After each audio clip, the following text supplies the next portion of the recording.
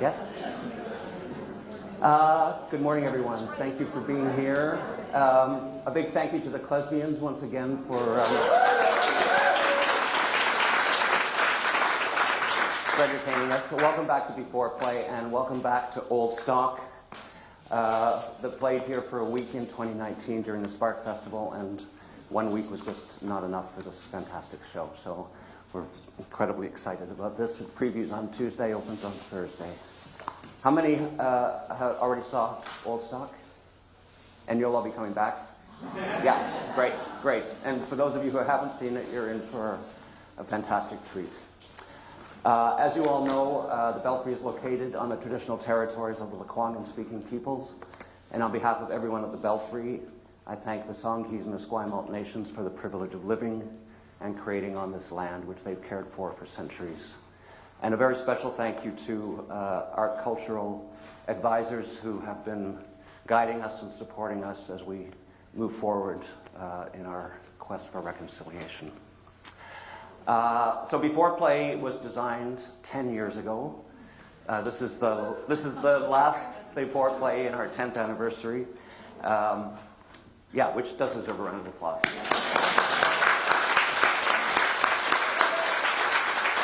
And we designed it to provide information and interesting facts about the upcoming productions. I'd like to thank CBC Radio, who are our collaborators, and will rebroadcast these interviews throughout the run of Old Stock. And because they're going to be recorded and replayed, just a reminder to please make sure your cell phones and anything else that makes a noise are turned off. I'd like to thank Matilda Cervantes, who curates B4Play. I'd like to thank Kat Campbell, who is our ASL interpreter.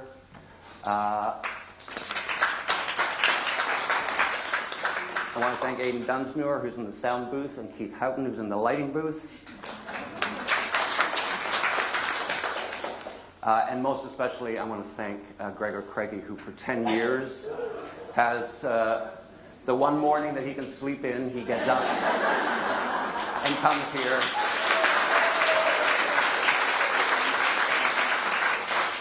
You all know Gregor as the host of On the Island on CBC. I hope you also know that Gregor is an author, published author. He has a fantastic book about earthquakes called On Borrowed Time, which is really well worth reading. And he also has a book coming out called Radio Jet Lag. Look for an announcement of a launch at Boland Books in late June, and that's a novel. That's right. Yeah. So at this point, I'm going to hand things over to Gregor. Thank you.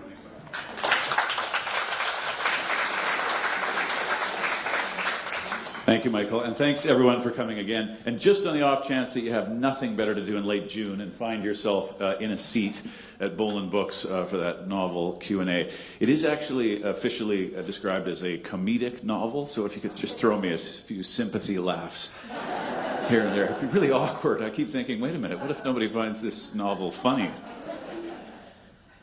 It's so good to have you back here for B4Play and to have Old Stock back at the Belfry. Our first guest is the co-creator and director. Christian Berry is a multi-award-winning director and the artistic director of 2B Theatre in Halifax. His productions have toured to some of the most prestigious festivals and theaters around the world. When Old Stock played in New York City, Christian was nominated for 4 Drama Desk Awards, including Best Director, and Old Stock was nominated for Best Production. Christian is also the recipient of Toronto's Dora Maver Moore Award for Outstanding Production, 3 Nova Scotia Merit Awards for Outstanding Direction, 2 for Outstanding New Play, and 2 for Outstanding Lighting Design. Christian has also received the Halifax Mayor's Award for Emerging Artist, the Urjo Carreda Residency at Tarragon Theatre, and the Nova Scotia Masterworks Award. Please welcome back to B4Play, Christian Berry.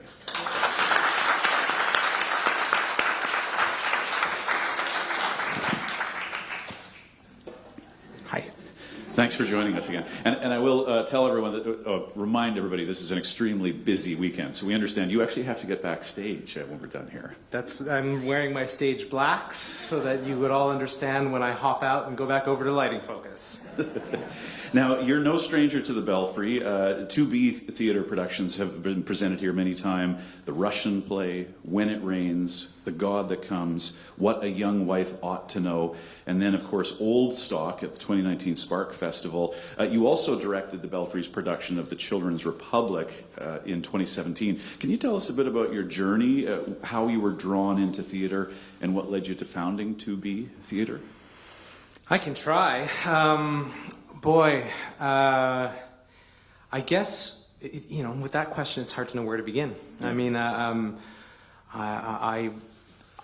for this project, probably the appropriate avenue in is to tell you that I was a music lover. I was a kid who enjoyed singing. I remember in grade 4, we had a choice whether or not on Wednesdays at lunch we wanted to go in and sing choir or play on the playground. All of the girls, including the girl I had a crush on, went in to sing with the choir on Wednesday, so that's where I went. And I loved singing, and I think I thought I was going to be a singer for a while there, and I went and studied music and theater at Dalhousie University in Halifax. And to put it succinctly, the training in the theater department was way more interesting than the training in the music department. There were people with ideas and opinions and politics that were just more dynamic and more challenging and more engaging. The music training was very technical. It was kind of stand in the crook of the piano here and produce this sound, and that's kind of what we don't really want to talk about what any of it means. And I just felt much more drawn into that more challenging, rich soil that the theater department was offering at the time. And I think from there, I met some incredible people. I founded 2B Theater Company in 1999 with my friend Anthony Black. We were two precocious young aspiring directors. Nova Scotia was and still is in many ways a very I guess it's fair to say we have a conservative government right now. Conservative place. Nobody was that willing to hand over the keys of the car to a young precocious director when it came to directing things on stage. So we made our own thing, and thank heavens we did when we kind of, still had the capacity to live on rice and potatoes and just kind of grind our way through. And we built this thing, and who knew that, almost 4, I guess, years later, we would still be here. We also, we wanted to stay in Chibuktuk, Halifax, which is an incredibly beautiful place. It has a lot in common with your coastal situation out here. It feels in many ways, we've often talked about this, like we feel like sister theaters and sister cities in a lot of ways. And so I feel very at home here. But we wanted to stay in that human scale-sized city that we love so much. But we wanted to make original works from scratch. And when you make an original work from scratch that takes 3 or 4 years to create, you don't want to do it for 3 weeks and then kind of pitch it in a dumpster. So we wanted to build these shows to tour. And that's what we did. So we set up the whole company to create original works from scratch and then tour those shows across the country and around the world.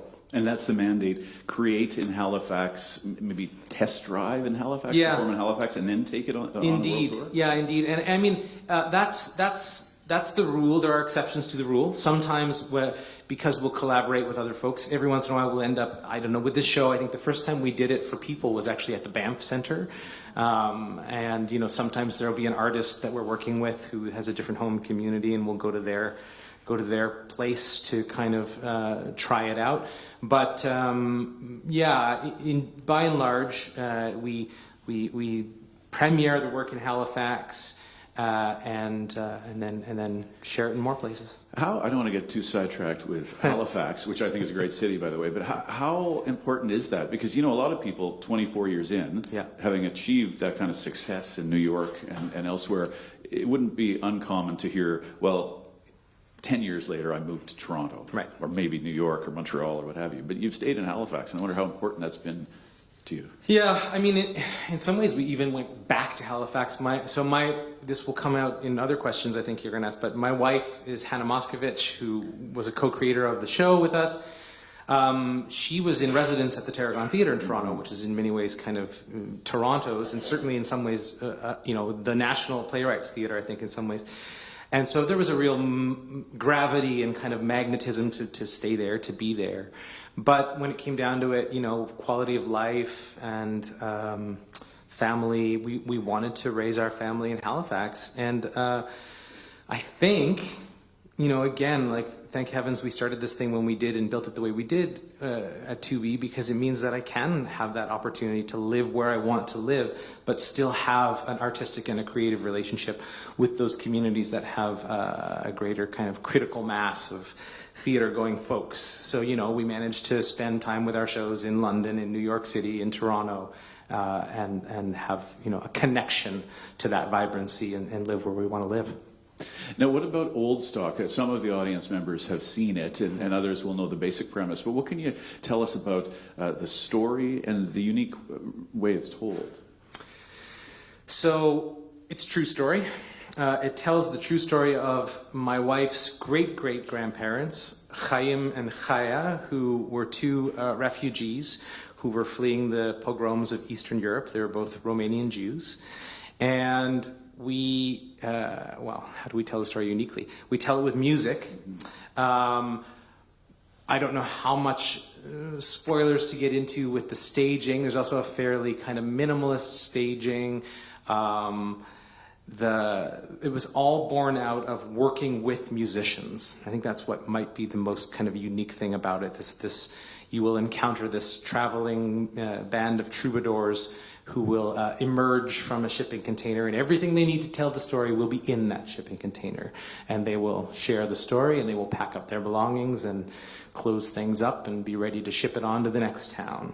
But this story was, it was funny because when we started making this thing, Ben and I got together and we were interested, I spoke about my love of music. That was purely what was at the heart of this. I wanted to work with Ben. So I reached out to him. I said, I love what you do. You're a fantastic musician, but you're also a very theatrical animal, and you've got lots of interesting charisma and instincts, and I would just love to work with you on something. And so we got together and we were jamming on ideas and what that might be, and it was 2015, and we were in the run-up to a federal election, and there was an international refugee crisis kind of just emerging upon the world, the Syrian refugee crisis. And we kind of knew we were going to make something about refugees. We kind of knew we were wanting to talk about that theme, that territory, but we didn't have a story. And Ben and I even started writing songs before we knew what we were going to do. And at that same moment, something kind of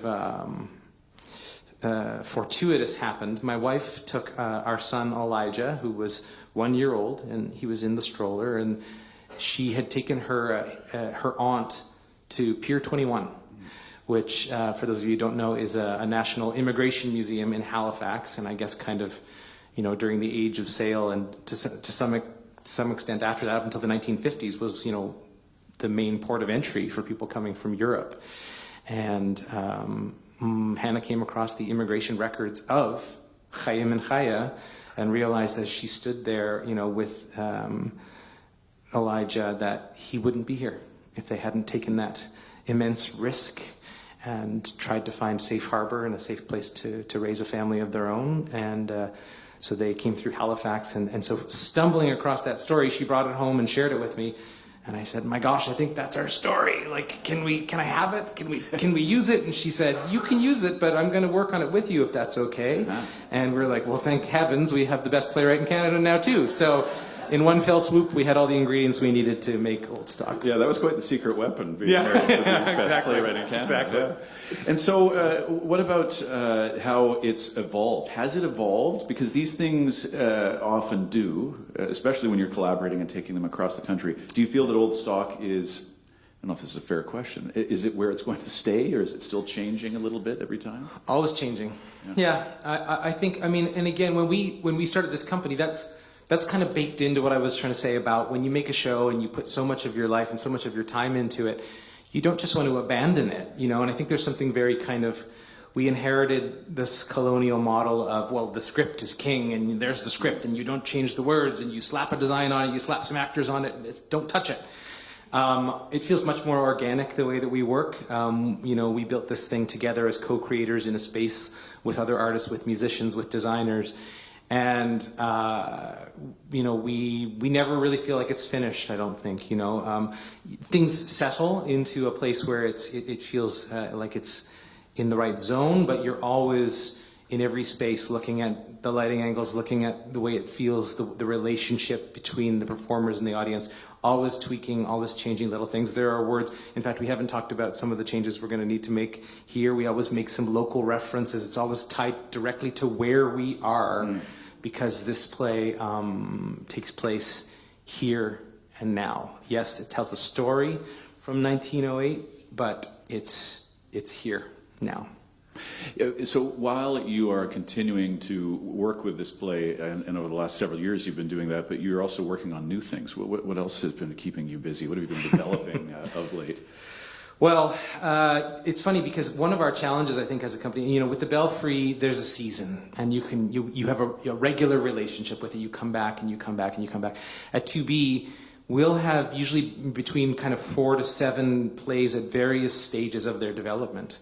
And we don't have a building. We have offices, and we have a little hub where people sometimes come for community conversations like this one, but we don't have a theater.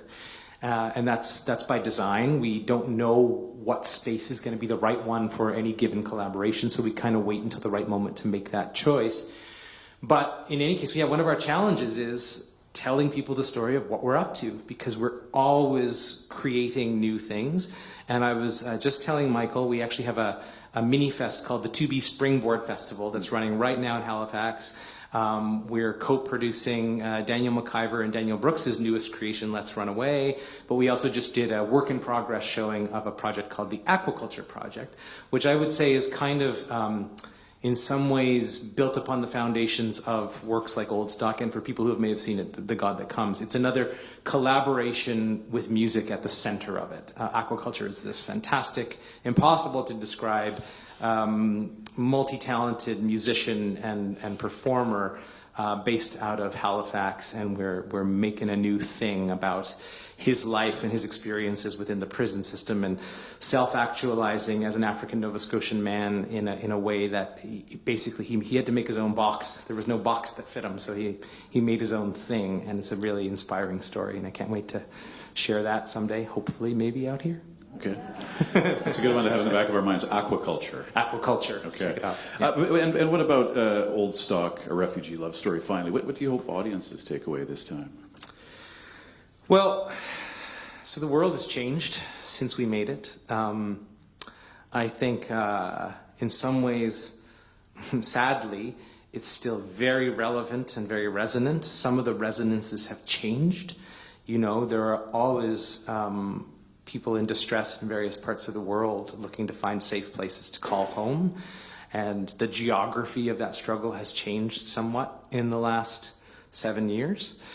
But I think what we were trying to do back then, you know, it was a very political conversation. I remember very much hearing about quotas, about jobs, about numbers, about, you know, what the economy could sustain. And it felt to us at the time like there wasn't quite enough conversation about the human experience.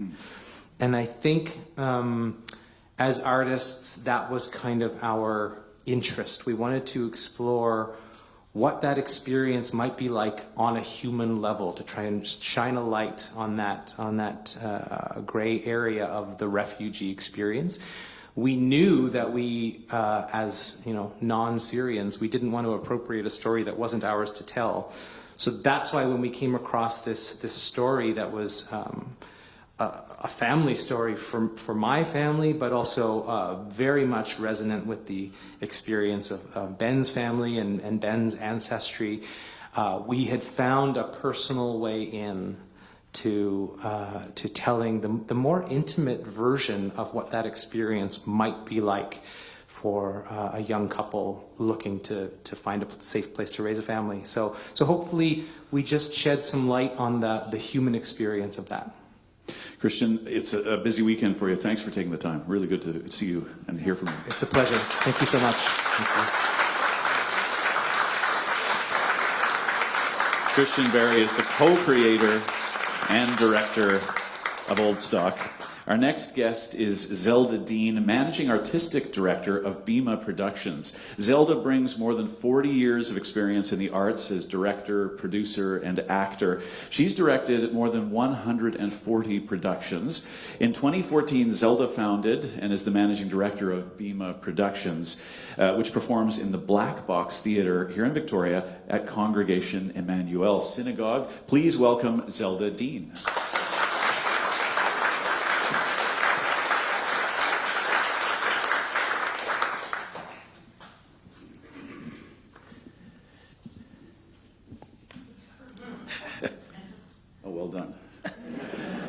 Thanks for joining us, Zelda. Thank you, Gregor. Nice to see you. Zelda and I have spoken over the phone before, and maybe you are having many of these post-pandemic, late-pandemic experiences where you're just so happy to see somebody face-to-face. So very nice to talk to you in person. Thank you. We'd love to hear about your artistic journey, how you became involved in theatre, and what led you to found Bema Productions here in Victoria. Oh, like you said, it's a long story. I've been around for a long time. What drew me into theater first, believe it or not, was a father who was a terrible, terrible actor. And I watched him in a production of Arsenic and Old Lace when I was about 6 years old. And I just remember looking at the stage going, "You're not supposed to be doing that. Like, you're not supposed to laugh there." And I made up my mind at that point that I could do better. And from that point on, I was involved in theater, whether it was in school, in university, in founding theater companies. And I knew that it fed me in some way, creating theater, being involved in it as an actor. I chose ultimately stage, although I did try film and television. It paid so well, and it was really tempting to stay there, but theater is what did it for me.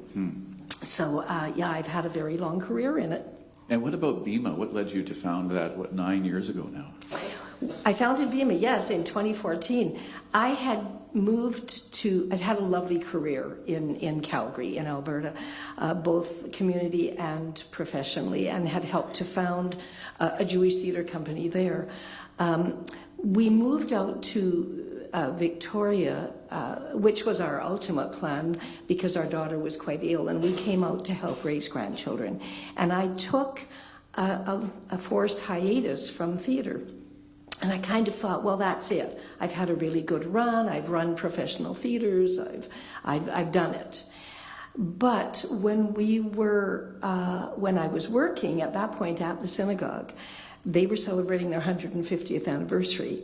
And it was a wonderful event. I was on a committee. We did a number of arts functions, including a play and a huge function we sold out the Alex Golden Theatre, 800 people, and there was a klezmer band, and 800 people were on their feet dancing. But I realized as I was working on that it reignited something in me that I thought I had to leave. And once it was reignited, I needed to be fed. So, as I've often said, I get more out of producing and directing theater than I give. And I needed to be fed at that point. So I thought, why not start a company? Like he was saying, I was also seeing what was happening around the world. And it was alarming me to some degree. And I thought, okay, what can I do? Well, I do what I do best in theater. So I started it, and we're on our 26th production. Wow. I know. It's been a wonderful 9 years. I hope there are many more to come. And it was, because I did that, we have brought many, many people into a synagogue that they had never stepped foot in and knew nothing about Judaism or any of it. And I recognized that if I highlighted in the scripts that I chose or commissioned, we've done some new works, if I highlighted the Jewish experience and the rich Jewish cultural legacy, that what I was doing was shedding a light on the common experience. And that is what's happened. So many people have come up to me after doing a play where there's a wonderful old Zelda, a grandfather. Zelda is Yiddish, by the way, not Hebrew. Right. And they will come up to me after the show and go, well, that was my grandfather you were talking about. And he lived in Italy, and they came over so-and-so, and that's exactly what I wanted to happen. So the play that we're doing this summer will be the first one that doesn't have some Jewish connection. In some cases, the author, the playwright, happened to be Jewish, Neil Simon, and that would be the connection. But in other cases, there's quite a strong Jewish connection in them, and yet people come to them and totally relate to them. I believe it. Do you know, I don't know how much you looked back when starting or after starting, but were you the first Jewish theater company as such in Victoria, or because Congregation Emmanuel has been here so long, did you learn if there was any similar? It's funny, I knew you were going to ask me that question, so I did some research. And yes, to my knowledge, we are the first Jewish theater company in Victoria. There are only about 3,000 Jews in all of Vancouver Island. So I think there have been many Jewish choirs and folk dance groups and things like this, but there has never been a formal, and it was quickly embraced by the synagogue and by the community at large. So we do very well in our little black box theater and sell out most of our shows. And what can you tell us about Congregation Emmanuel? Because it is such a piece of Victoria history, as well as being a cornerstone to the Jewish community. Can you tell us a brief bit about its history? Absolutely. It's now 160. Better get the right number. 164 years, I think, old. Okay. It was founded. Whenever the Jews go anywhere, the first thing that they need is usually a cemetery, and then a synagogue. And it was started by the Reformed Jews who came up from San Francisco to service the gold rush, and San Francisco was it was a very well assimilated city for everybody. And so when they came up to Victoria, they quickly assimilated into Victoria as well. They did start the cemetery right away because a child died. And then they went to build a synagogue. Now, at that time, the city of Victoria had given land to all the churches because they were encouraging people to stay, obviously. They hadn't given land to the synagogue, to my knowledge, but we had a couple of Masons, brick people that belonged to the Freemasons that were Jewish. And the Freemason Society came and said, we'll help build this building. And they were able to buy the land. And at the 150th anniversary, where there were about 1,000 people sitting out on Blanchard, the Freemasons came and reenacted the ritual, which I always thought was terribly secret, but they reenacted the ritual that they had done at the time of building the synagogue. So there was apparently, a man in the Freemasons that was in that 150th whose grandfather had helped build the synagogue.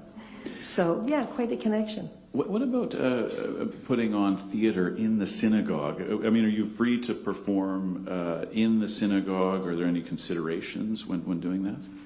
Well, when we started, we thought, we'll use the sanctuary. You stood in that sanctuary. Large windows, none of them covered. The sound just bounces around that place, and you can hear the traffic from outside. Sure. So we put up a little stage, and we thought we'll do our first play there. It only took one play to determine that, no, this can't be a venue. However, they did have a wonderful social hall. And I looked at it and thought, if they'll let us take over this building 3 or 4 times a year, we can develop a venue there. And that's what we did. We had very heavy drapes and curtain rods developed and so on. Some wonderful people came and built a stage that can be put up relatively quickly by enough people. And we now have professional stage lighting and scenery and all the things that you need to run a theater. And they do, the synagogue's really pleased, I think, that we're there. We bring a lot of people into the synagogue. And it always amazes me that people will say, I've walked by this building for 50 years, and I've never been inside it. Well, now they're inside of it. So, yeah, we now have an intimate black box theater. I still use the sanctuary if I'm doing, say, a Fiddler on the Roof sing-along or something, which we've done a few of. But we're now a well-respected venue, and we do, I like to think, a pretty high caliber of theater. Now, what about the production here, Old Stock? It tells the story, as we heard from Christian, of immigrants coming to Pier 21 in Halifax. And I understand that your grandparents on both sides came to this country in a similar fashion as Hannah's great-grandparents. Can you tell us a bit of their story? And they probably came into Pier 21. Wow. So I was so pleased when Gregor asked me to come in, you asked me to come in, Michael, and take part in this because so many of us share this immigrant story. All of my grandparents on both sides escaped, and some of the stories were easier than others. Some were quite horrific, and they were escaping the Cossacks, basically, came from all of those countries. My maternal grandparents came from what is now Ukraine. My father's family came from, they called it Romania. It could now be Hungary and Poland. And they all had to escape if they wanted to survive. So because of their courage and their wisdom in leaving, I'm sitting here talking to you. Like you said, I wouldn't be here otherwise. My grandmother from Russia was a true matriarch. This is my mother's mother. She had 7 daughters and 1 son. And her husband was a biblical scholar. So she was the matriarch of the family and saw the light. So she arranged for her eldest daughter to leave and got her out. And somehow she ended up in Calgary, probably through Saskatchewan. I'm sorry, I'm saying that wrong. She ended up in Saskatchewan, where so many of the immigrants went. And she quickly married. She ended up marrying a man who became the first Jewish train engineer in Canada. Wow. And the plan was that they would both work very hard, get enough money so that he could go back and bring out the next sister. Well, they brought out all the sisters. My maternal Bubby, my grandmother, was one of them. By the time they got to the last sister, Auntie Ida, she was hid in a potato, under the ground, in a potato pit, which was the only way they could keep her alive. And she had terrible arthritis, that poor woman, because of this. But my Uncle Chaim went, and he brought her out. By the time it was time to bring my great-grandmother and her son, he was very sickly, and he died, and then my grandmother died, and my great-grandmother died of cancer. So she never made it, but all of her daughters did. Her name was Sarah, and all of her daughters revered her so much that they all named their first daughters Sarah after her. Did you grow up knowing these stories, or did they come to you later in life? I wonder.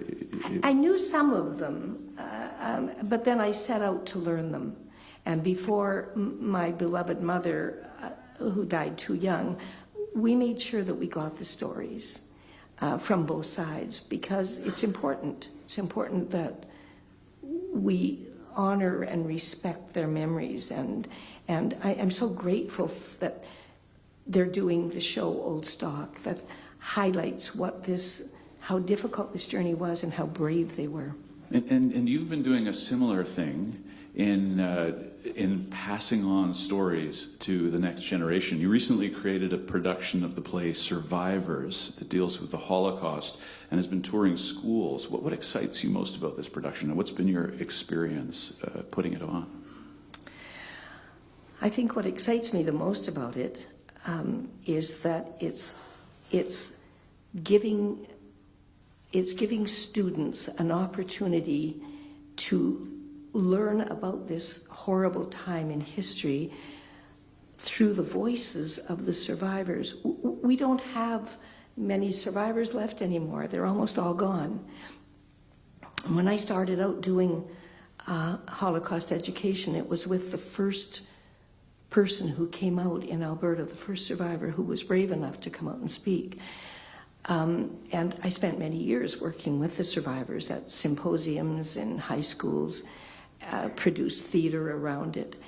But about, I guess about 10 years ago, I began to be a little alarmed at what I could see was happening in the world.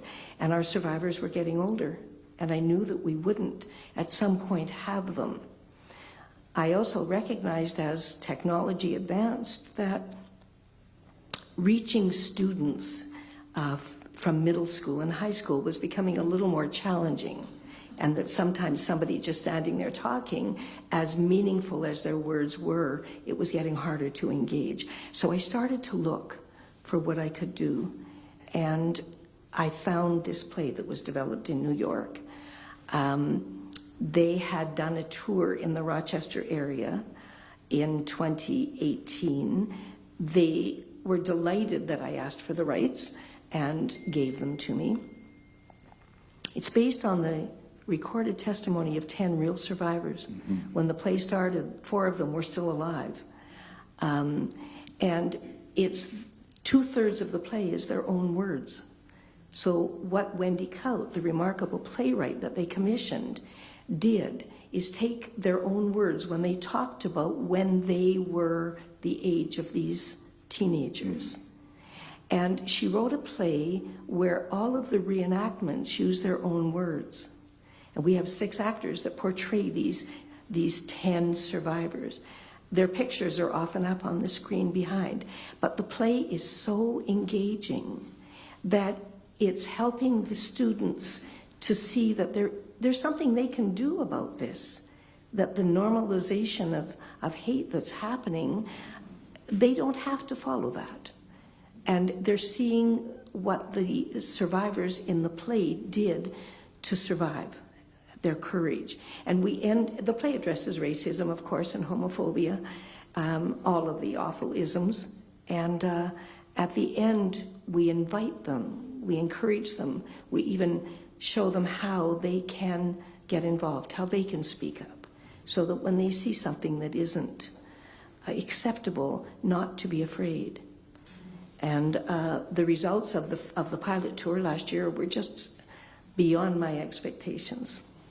So this year we're doing a big tour this year. I was going to ask you. It's a great initiative. I hope it carries on and keeps going. Well, they've actually asked me. I did laugh when they said it. They said, "Well, you did such a good job on the pilot tour. Would you cover Canada?" and I just kind of laughed and I said, "You know how wide United States is? Well, that's how wide Canada is. No, I won't take on Canada, but I will take on the 4 Western provinces." Oh, good for you. Yeah. So we are, in the next 3 to 4 years, we'll be doing 150 performances across BC, Alberta, Saskatchewan, and Manitoba.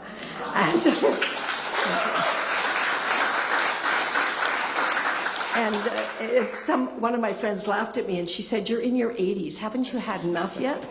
And I went, "No, I'm just starting. This is my second Renaissance." So this year we are doing 25 tours on the island. And we were able to get into 9 schools just when COVID lifted last year. The testimonies, the feedback that we got from 1,200 students and 500 adults, because we did some public performances, was just overwhelming. It's a very big project. There are 3 tours of this play happening in the States right now. And the goal is that it will be offered all over. So I'm thrilled that both the past and the current ministers of education endorsed it. And the director of curriculum assessment came out to one of our schools last year and quickly said, "You're in. This is it." So Holocaust education was removed from curriculum about 14 years ago. And for a while there were still teachers teaching it, but then, that kind of dropped off. So the results from the teachers and vice principals that saw the show said, "You're coming back next year. We want you every year." So it's a very powerful way to teach that hate doesn't have to be normal. I want to ask you before you go about Old Stock. I know you were out of town when it was here in 2019. What are you excited about in seeing this play? Well, the immigrant story, that's my grandparents' story, and I was so sad to miss it. And I'm a huge lover of Hannah's work and of klezmer music. I grew up listening to my father's vinyls of klezmer music. Klezmer music is the soul of Judaism. That's how we speak. That's how everybody survived everywhere, was through music, through poetry, through stories. And to combine the two things I love the most, the stories that theater tell and the music I love, it can't get better than that. I can hardly wait to see it. So. Very good to have you with us today. Thank you for taking the time, and again, congratulations on surviving. Thank you.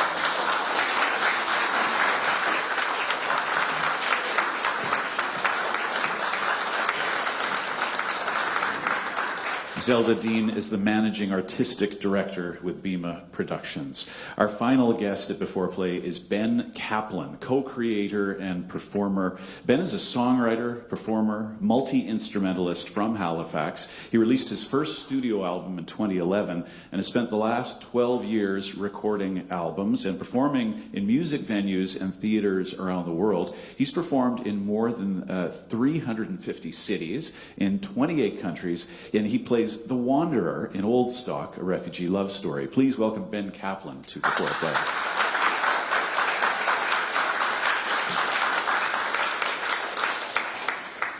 Thank you so much, Gregor. Thanks, Ben. You really seem a natural fit for somebody called the Wanderer. 350 cities in 28 countries? It's been a busy dozen years.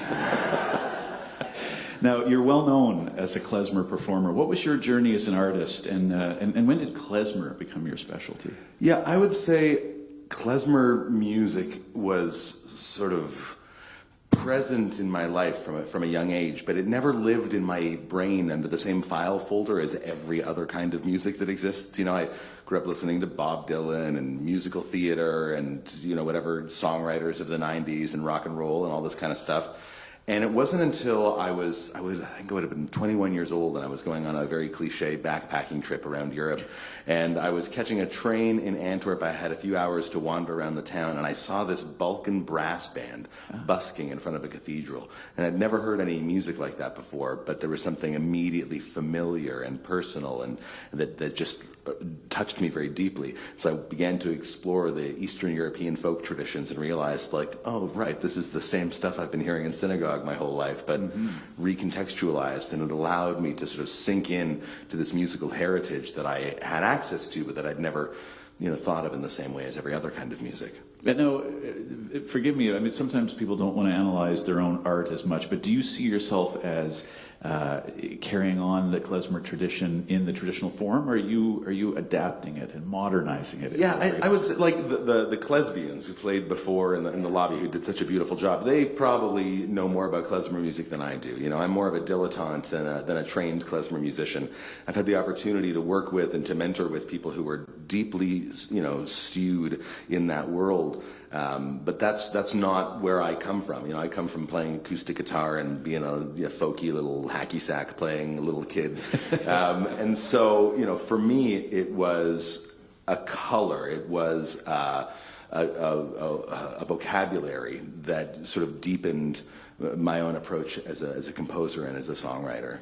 Now, in playing the Wanderer, I wonder if you can tell us about his role in Old Stock, his function in the play, and who is he?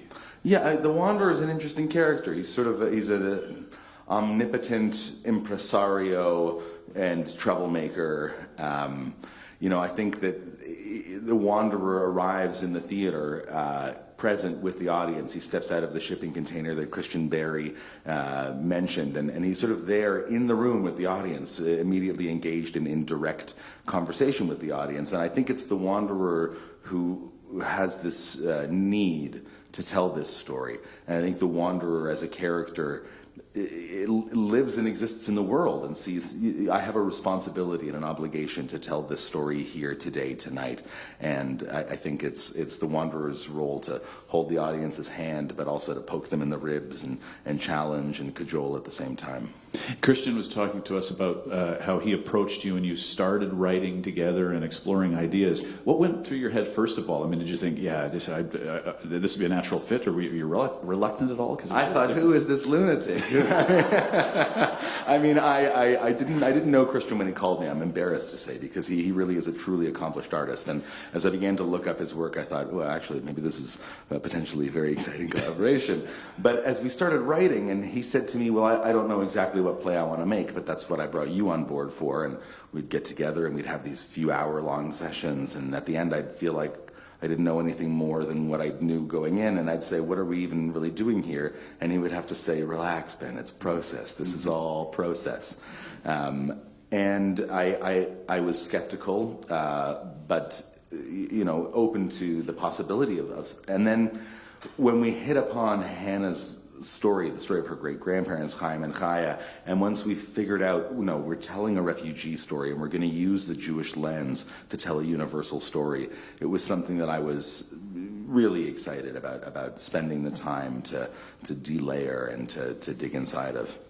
I wondered if that was the moment, because when Christian described it, when Hannah brought her story, and of course she's such a talented playwright, did it seem that at that point you had a natural place in it as well? Did you know, at what point did you know The Wanderer might be your place in this production? Yeah, I think when Christian first reached out to me, he wanted to build a show around me. He wanted to build a one-man show similar in format to The God That Comes, featuring Hawksley Workman. Yeah. And I pretty quickly on said, I'm not interested in doing that, because so much of my practice is about pulling in these sounds from other instrumentalists. I'm not the expert klezmer player. I'm not the person who can, do a Bulgar klezmer rhythm to the, make it real funky. But I love those things. And so, for me, it was important to work with a band. I sort of knew that it was going to be built around my storytelling, but it was once I had a deeper sense of the story that we were telling that everything sort of started to fall into place.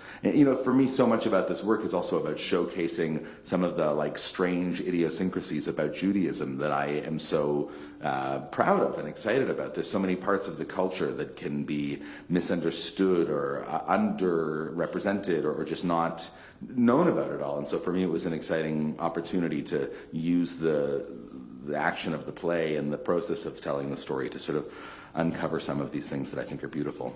If I understand klezmer correctly, some of what is sung is actually prayer, and I wonder if that comes through in the play and some of what's written as well, some of what you're singing. Yeah, so I think that there's a big difference in some ways between song and between prayer, between music and between liturgy, but I think in a deep way they're very deeply connected. I think there's more that unites them than divides them. When I think about the synagogue services that I went to as a kid growing up, that to me is true folk music. These are the melodies that survived by the sheer excellence of the melody. Mm-hmm. How does a melody survive 200 years?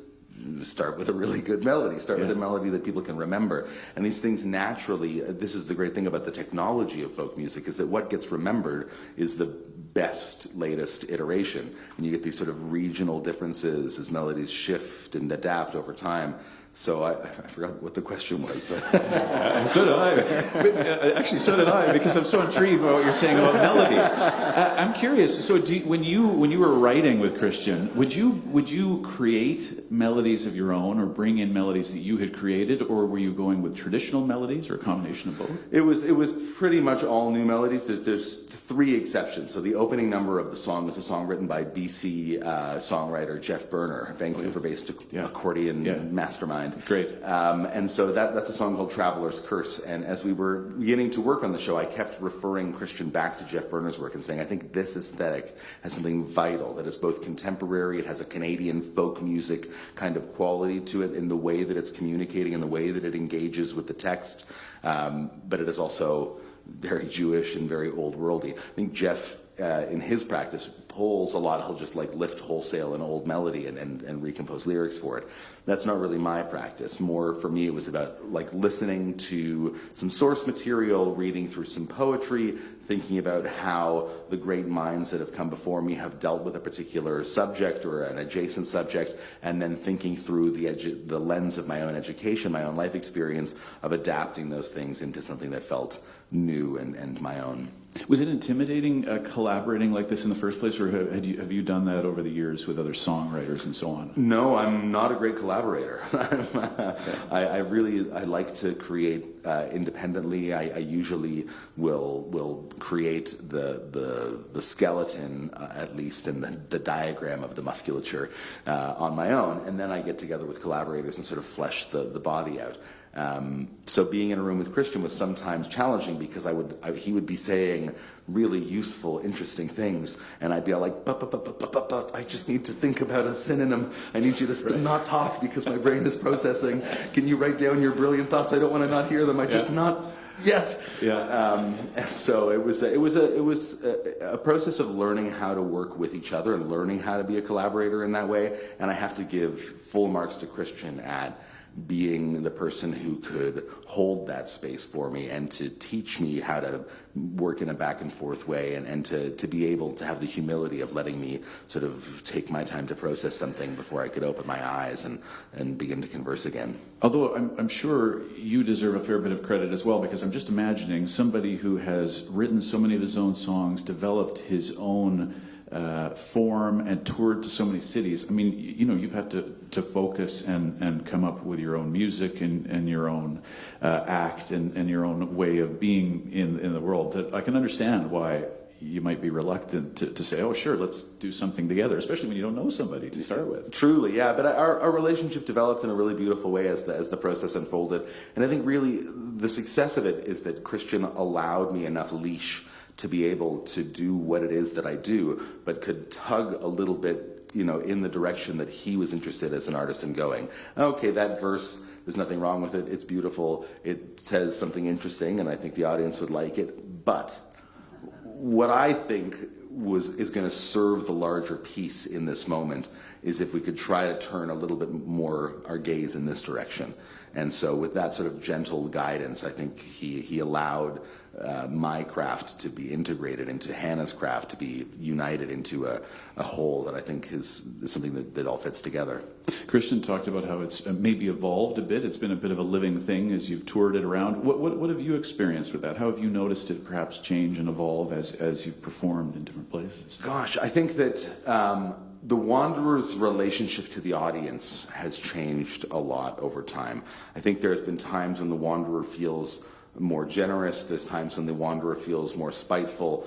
Sometimes it has felt like the story is being told because I can't believe I have to frickin' tell this story again. And there's other times where the story is being told because what a wonderful opportunity it is to share this story here in this space. And so I think that has shifted a little bit over time. The text itself has been fairly consistent, but if you can imagine picking up a story and reading it, the intonation changes everything. And the way that you live through the story, the way that the relationships within the text, change in even subtle ways, I think makes a big impact. And so for me, the greatest gift of doing this work for so long and having so many repetitions through the work has been I think the best metaphor is resolution, just getting a deeper and deeper resolution of the work itself and of my role within the work and of the music itself. It's allowed me to focus on a level of nuance and a level of detail that is simply not possible, in the first 50, 100, 150 performances. You begin to get to this new place that is sometimes torturous and sometimes sublime, and always a little bit of both. I suppose you could say that about a few different things in life, couldn't you? Sometimes torturous, sometimes sublime. What about the current political climate? I wonder if that changes the way you feel about it, the way it resonates with audiences. And I don't want to be too specific about any singular political event, but the question of refugees, displaced people is arguably going to become more and more pertinent, more and more pressing around the world in the decades ahead. I wonder if whatever is in the news in any given month might affect the play itself. Yeah, I think that unfortunately, the work has not become, for a single moment, less relevant since we debuted the show. And I think when we debuted the show, it felt like we were, speaking the name of a ghost in the room, and this historical echo that we could hear. And I think that as time has gone on, in just these brief 6 years, it's changed from being an echo in the room to being a very present, malevolent spirit that is very clear and easy to see. And so, I think that these things are always with us. I think that there are always instincts for people to say that there is not enough to go around, and that therefore I will only share with mine and the people who are in my tribe.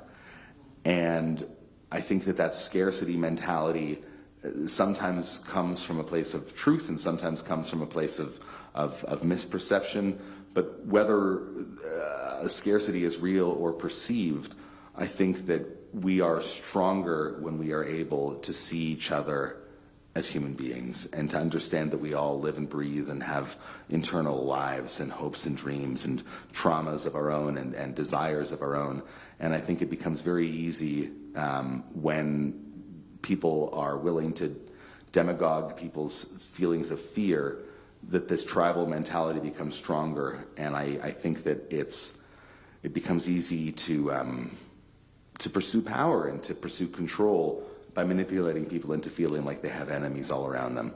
And I think that at the heart of this show is really just a reminder that we each have our own private lives and our own private experiences behind our eyes, and that each one of us, no matter where we're coming from or no matter what our experiences have been, are entitled to our humanity. And I think that it's about sort of trying to undo a caricaturization and make real stories that often feel very distant.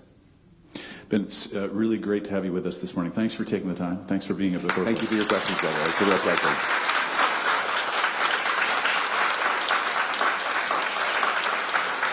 Ben Caplan is co-creator and performer, and he plays the Wanderer in Old Stock. Just before we end, I'm going to hand it over and ask Michael Shamadik to come up for one last.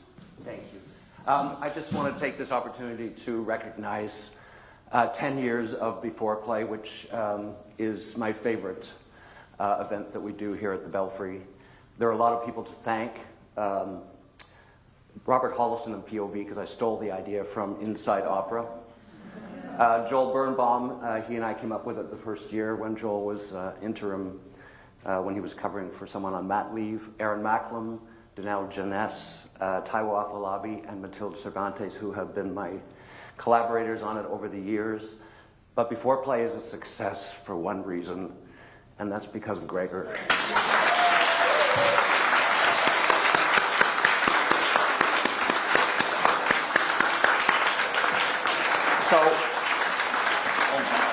So what we've done, we put together a poster that's got starts with red and goes through every one of the B4Plays that we've had, ending with Ben Caplan in Old Stock.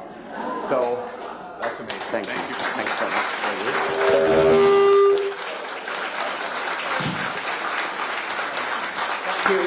Thank you for being here tonight and for this morning, and thank you for all the support over the years.